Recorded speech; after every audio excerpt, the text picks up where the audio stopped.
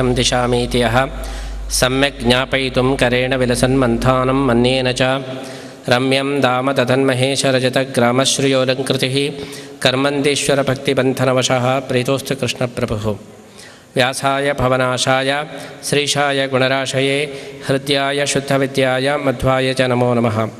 ಬುದ್ಧಿರ್ಬಲಂ ಯಶೋಧೈರ್ಯಂ ನಿರ್ಭಯತ್ವಂ ಅರೋಗತಾ ಅಜಾಡ್ಯಂ ವಾಕ್ಪಟುತ್ವಂಚ ಹನುಮಸ್ಮರಣಾತ್ ಭವೇತ್. ಆಪಾದಮೌಲಿಪರ್ಯಂತಂ ಗುರುಣಾಂ ಆಕೃತಿಂ ಸ್ಮರೇತ್ ತೇನ ವಿಘ್ನಾಃ ಪ್ರಣಶ್ಯಂತಿ ಸಿದ್ಧ್ಯಂತಿ ಚ ಮನೋರಥಾಃ. ಶ್ರೀ ಗುರುಭ್ಯೋ ನಮಃ. ನಿನ್ನೆ ದಿವಸ ಹರಿಪರತರಃ ವಿಷ್ಣುವೇ ಸರ್ವೋತ್ತಮ ಎಂಬಂತಹ ಈ ತತ್ವದ ಬಗ್ಗೆ ಶ್ರೀಮದ್ ಆಚಾರ್ಯರ ಒಂದು ಆಶಯವನ್ನು ನಾವು ತಿಳಿದಿದ್ದೇವೆ.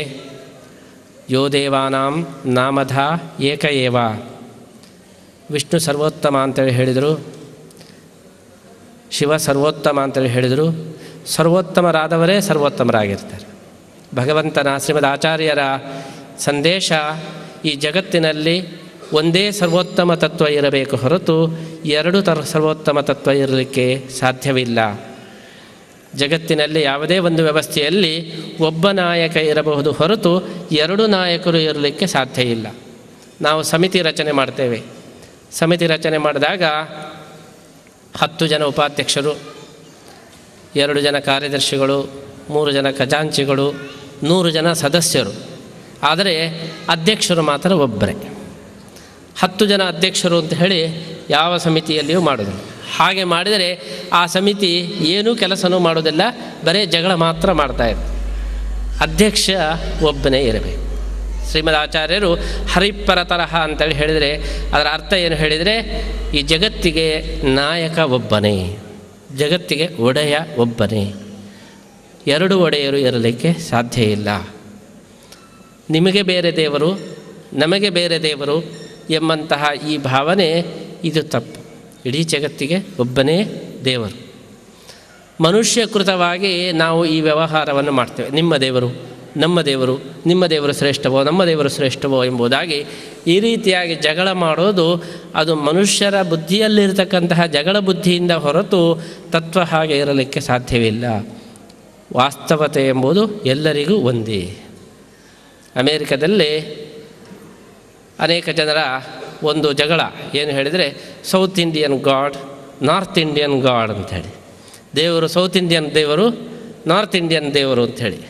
ಸೌತ್ ಇಂಡಿಯನ್ ದೇವರು ಒಳ್ಳೆಯದು, ನಾರ್ತ್ ಇಂಡಿಯನ್ ದೇವರು ಒಳ್ಳೆಯದು ಅಂಥೇಳಿ. ದೇವರು ಸೌತ್ ಇಂಡಿಯನೂ ಅಲ್ಲ, ನಾರ್ತ್ ಇಂಡಿಯನೂ ಅಲ್ಲ, ಇಂಡಿಯನೂ ಅಲ್ಲ. ದೇವರು ಇಡೀ ಜಗತ್ತಿಗೆ ಒಬ್ಬನೇ ಆಗಿದ್ದಾನೆ ಎಂಬಂತಹ ತತ್ವವನ್ನು ಘಂಟಾಕೋಶವಾಗಿ ಸಾರಿದವರು ಶ್ರೀಮದ್ ಆಚಾರ್ಯರಾಗಿದ್ದಾರೆ. ಹರಿಪರತರಃ ಅಂದರೆ ಅರ್ಥ ಏನು ಹೇಳಿದರೆ, ಸರ್ವೋತ್ತಮವಾದಂತಹ ತತ್ವ ಒಂದೇ ಆಗಿದೆ. ನೀವು ವಿಷ್ಣು ಅಂತ ಕರೆಯಬಹುದು, ಶಿವ ಅಂತ ಕರೆಯಬಹುದು, ಗಣಪತಿ ಅಂತ ಕರೆಯಬಹುದು, ಅದು ನಿಮಗೆ ಬಿಟ್ಟದ್ದು. ಆದರೆ ಶಾಸ್ತ್ರೀಯವಾದಂತಹ ಹೆಸರು ನಾರಾಯಣವೆಂಬಂತಹ ಹೆಸರು, ವಿಷ್ಣು ಎಂಬಂತಹ ಹೆಸರನ್ನು ಕರೆದರೆ ಅದು ಶಾಸ್ತ್ರೀಯತೆಯಲ್ಲಿ ನಾವು ಕಾಣಬಹುದು. ಆದ್ದರಿಂದ ಸರ್ವೋತ್ತಮ ತತ್ವ ಅದು ಒಂದೇ ಆಗಿರಬೇಕು ಹೊರತು ಎರಡು ಆಗಲಿಕ್ಕೆ ಸಾಧ್ಯ ಇಲ್ಲ ಎಂಬುದು ಇದು ಶ್ರೀಮದ್ ಆಚಾರ್ಯರ ತತ್ವದ ಒಂದು ಮುಖ್ಯ ಸಿದ್ಧಾಂತವಾಗಿದೆ. ಅನೇಕ ಜನರು ಇದನ್ನು ತಪ್ಪು ತಿಳ್ಕೊಂಡಿದ್ದಾರೆ. ವಿಷ್ಣುವನ್ನು ಸರ್ವೋತ್ತಮ ಅಂತ ಹೇಳಿ ಮಾಡಿ ಶಿವನನ್ನು ಕೆಳಗೆ ಹಾಕುವುದು ಇವರ ಉದ್ದೇಶ ಅಂತೇಳಿ.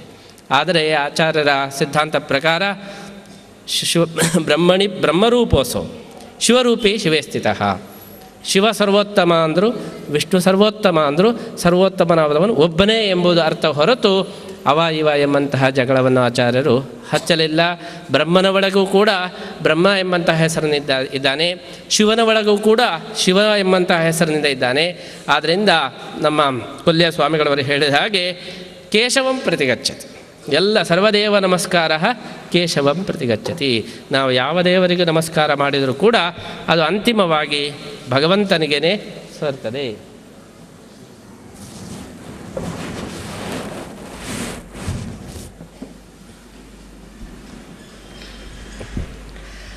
ಆದ್ದರಿಂದ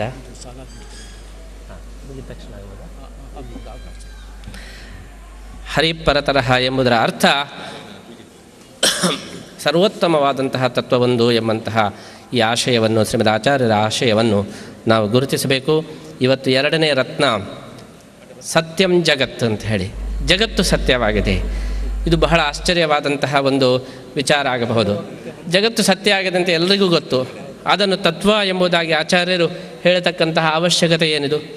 ನಮಗೆಲ್ಲರಿಗೂ ಕೂಡ ಗೊತ್ತುಂಟು ಈ ಜಗತ್ತು ಸತ್ಯ, ಈ ಎಲ್ಲ ಭೂಮಿ ಸತ್ಯ, ಇದು ಇದ್ದದ್ದು ಎಲ್ರಿಗೂ ಗೊತ್ತಿರುವಾಗ ನೀವೊಬ್ಬರು ಅದನ್ನು ಸತ್ಯ ಅಂತೇಳಿ ಪ್ರತಿಪಾದನೆ ಮಾಡುವ ಅವಶ್ಯಕತೆ ಏನಿದೆ ಅಂತ ಹೇಳಿ ಕೆಲವರಿಗೆ ಪ್ರಶ್ನೆ ಬರಬಹುದು. ಆದರೆ ಸತ್ಯ ಎಂಬುದು ನಮಗೆ ಗೊತ್ತಿರಬಹುದು, ಆದರೆ ಜಗತ್ತು ಎಂಬುದು ನಮಗೆ ಗೊತ್ತಿಲ್ಲ. ನಾವು ಏನು ಜಗತ್ತು ಅಂತ ತಿಳ್ಕೊಂಡಿದ್ದೇವೆ ಅದರ ಸತ್ಯತ್ವವನ್ನು ನಾವು ಪೂರ್ಣವಾಗಿ ತಿಳ್ಕೊಳ್ಳಿಲ್ಲ. ಜಗತ್ತು ಅಂತೇಳಿ ಹೇಳಿದರೆ ಗಚ್ಚತೀತಿ ಜಗತ್ತು, ಕ್ರಿಯಾಶೀಲವಾದಂತಹ ಈ ಜಗತ್ತು. ಈ ಕ್ರಿಯಾಶೀಲವಾಗಬೇಕಾದರೆ ಇದರ ಹಿನ್ನೆಲೆಯಲ್ಲಿ ಇನ್ನೊಂದು ಜಗತ್ತಿದೆ. ಭೌತವಾದಂತಹ ಈ ಜಗತ್ತು, ಭೌತಿಕವಾದಂತಹ ಈ ಜಗತ್ತು, ಇದು ಕ್ರಿಯಾಶೀಲ ಆಗಬೇಕಾದರೆ ಆ ಕ್ರಿಯಾಪ್ರವರ್ತಕವಾದಂತಹ ಇನ್ನೊಂದು ಜಗತ್ತು ಅಲ್ಲಿ ಇದೆ. ಆ ಜಗತ್ತನ್ನು ಕೂಡ ಜಗತ್ತಿನಲ್ಲಿ ನಾವು ಸೇರಿಸಬೇಕು. ಬರೀ ಕಾಣತಕ್ಕಂತಹ ಕಲ್ಲು ಮಣ್ಣುಗಳನ್ನು ಮಾತ್ರ ನಾವು ಸೇರಿಸಿದರೆ ಜಗತ್ಸತ್ಯತ್ವವನ್ನು ಹೇಳತಕ್ಕಂತಹ ಒಂದು ಅವಶ್ಯಕತೆ ಏನಿದೆ ಎಂಬಂತಹ ಪ್ರಶ್ನೆ ಬರಬಹುದು. ಆದರೆ ಇಡೀ ವಿಶ್ವ ಅಂತೇಳಿ ಹೇಳಿದರೆ ಪುಣ್ಯ ಪಾಪಗಳು, ಧರ್ಮಾಧರ್ಮಗಳು ಇವುಗಳನ್ನೆಲ್ಲ ಸೇರಿಸಿದಾಗ, ಸ್ವರ್ಗ ನರಕಗಳು ಇದನ್ನೆಲ್ಲ ಸೇರಿಸಿದಾಗ ಅದರ ಸತ್ಯತ್ವ ಎಂಬುದು ನಮ್ಮ ಕಣ್ಣಿನಿಂದ ಅದು ಸಿದ್ಧವಾಗಲೇ ಇಲ್ಲ. ಸತ್ಯಂ ಜಗತ್ತು ಅಂತೇಳಿ ಹೇಳಿದರೆ ಇಡೀ ವಿಶ್ವ, ಚರಾಚರ ವಿಶ್ವ, ದೃಶ್ಯಾದೃಶ್ಯವಾದಂತಹ ವಿಶ್ವ ಇದು ಸತ್ಯ ಎಂಬಂತಹ ಆಚಾರ್ಯರ ತತ್ವದ ಮುಖ್ಯ ಅಭಿಪ್ರಾಯ. ಇನ್ನೊಂದು ಅಭಿಪ್ರಾಯ, ಇದು ನಮಗೆ ಕಾಣತಕ್ಕಂತಹ ಜಗತ್ತನ್ನು ಕೂಡ ಮಿಥ್ಯಾ ಎಂಬಂತಹ ಹೇಳ್ತಕ್ಕಂಥ ಒಂದು ವಾದ ಇದೆ. ಇದು ಜಗತ್ತು ಕಾಣ್ತಾ ಇದ್ದರೂ ಕೂಡ ನಮ್ಮ ಕಾಣಿಕೆಯೇ ಸುಳ್ಳು ಅಂತ ಹೇಳಿ. ಹೇಗೆ ಸ್ವಪ್ನದಲ್ಲಿ ನಾವು ಕಾಣ್ತಾ ಇರ್ತೇವೆ, ಆನೆ ಬಂದದ್ದು, ಆನೆ ಓಡಿಸಿಕೊಂಡು ಹೋಗೋದು, ನಾವು ಓಡೋದು, ಆವಾಗ ಎಚ್ಚರ ಆಗ್ತದೆ ಆನೆಯೂ ಇಲ್ಲ, ಓಡುವುದೂ ಇಲ್ಲ, ನಾವೂ ಇಲ್ಲ. ಆದ್ದರಿಂದ ಈ ಸ್ವಪ್ನ ಹೇಗೆ ಸ್ವಪ್ನ ಪದಾರ್ಥಗಳು ಇದು ಸುಳ್ಳು, ಹಾಗೆ ಇದೊಂದು ಮಹಾ ಸ್ವಪ್ನ.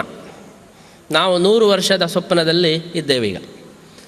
ನಿತ್ಯದ ಸ್ವಪ್ನ 5 ನಿಮಿಷವೋ 10 ನಿಮಿಷವೋ ಇದ್ದರೆ ಇದು 100 ವರ್ಷದ ಸ್ವಪ್ನ. ಈ 100 ವರ್ಷದ ಸ್ವಪ್ನದಲ್ಲಿ ನಮಗೆ ನಾವು, ನೀವು, ಜಗತ್ತು, ಇದು ರಾಜಾಂಗಣ ಇದೆಲ್ಲ ಕಾಣ್ತಾ ಇದೆ. ಈ ಸ್ವಪ್ನದಿಂದ ಎಚ್ಚರಿಕೆ ಆಯಿತು ಹೇಳಿದರೆ, ಹೇಗೆ ಸ್ವಪ್ನದಿಂದ ಎಚ್ಚರಿಕೆ ಆದಾಗ ಆನೆಯೋ ಇಲ್ಲ, ಯಾವುದೂ ಇಲ್ಲವೋ ಅದೇ ರೀತಿ ಎಲ್ಲವೂ ಕೂಡ ಸುಳ್ಳಾಗ್ತದೆ ಅಂತ. ಈ ಸುಳ್ಳು, ಜಗತ್ತು ಸತ್ಯ, ಜಗತ್ತು ಸುಳ್ಳು ಎಂಬಂತಹ ಚರ್ಚೆ ಸತ್ಯವಾದಿಗಳಿಗೂ ತತ್ವವಾದಿಗಳಿಗೂ ಮಾಯಾವಾದಿಗಳು ನಡೀತದೆ.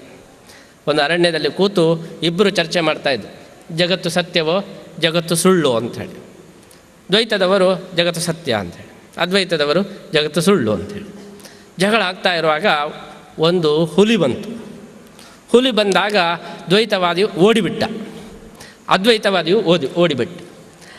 ದ್ವೈತವಾದಿ ಕೇಳಿದ, ನಿನಗೆ ಸುಳ್ಳು ಅಂತೇಳಿ ಹೇಳುವವನಿಗೆ ನೀನು ಯಾಕೆ ಓಡಿದ್ದು? ಹುಲಿ ಬಂದದ್ದು ಸುಳ್ಳಲ್ವಾ, ನೀನು ಯಾಕೆ ಓಡಿದ್ದು ಅಂತ. ಆವಾಗ ಅವ ಹೇಳಿದಂತೆ, ಹುಲಿಯೂ ಸುಳ್ಳು, ನಾನು ಓಡುವುದು ಸುಳ್ಳೆ ಅಂತ. ಆದ್ದರಿಂದ ನನ್ನ ವಾದ ಮುಗೀತು ಅಂತ ಹೇಳಿ.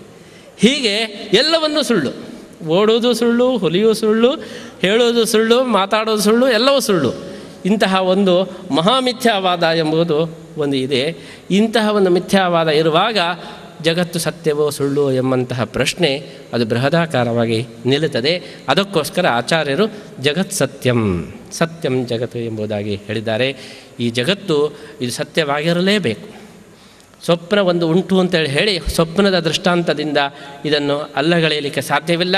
ಹೆಚ್ಚು ಹೇಳಬೇಕಾದರೆ ಸ್ವಪ್ನವೂ ಕೂಡ ಸತ್ಯವೇ, ಸ್ವಪ್ನವೂ ಕೂಡ ಸತ್ಯ.